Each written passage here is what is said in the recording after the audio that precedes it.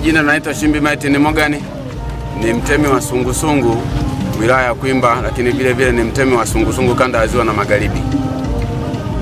Hapa kwa siku ya leo tuko kwenye sherehe za polisi jamii kwa kutimiza miaka 20.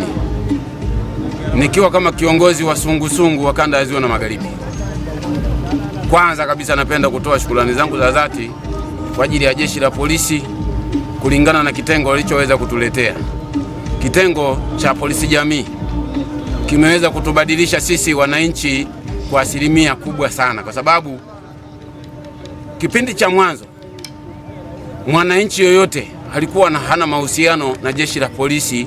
Akiona polisi yoyote yule ambaye amevaa magwanda ya polisi alikuwa hawezi kumsogelea, akimwona tu anaanza kukimbia. Lakini kwa sasa hivi baada ya kuletwa kikosi cha polisi jamii, wanakaa pamoja na wananchi usiku na mchana, kimewafanya wananchi wote wameweka imani kubwa sana katika kitengo cha polisi wote, na kila mmoja ukimsogelea sasa hivi utamuona ana furaha. Akimuona polisi anajua kwamba amemwona ndugu yake, tofauti na zamani.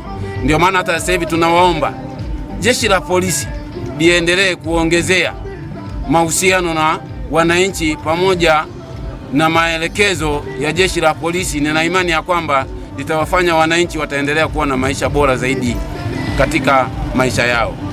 Na ukiangalia kwa sasa hivi, mara ya kwanza kulikuwa na ukatili ambao ni wa kinyama.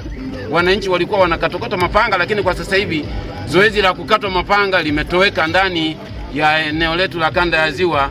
Wananchi wote wanatembea usiku na mchana bila shida aina yoyote. Kulingana na kikosi cha polisi jamii ndio kimewafanya kikabadilisha maisha ya wananchi.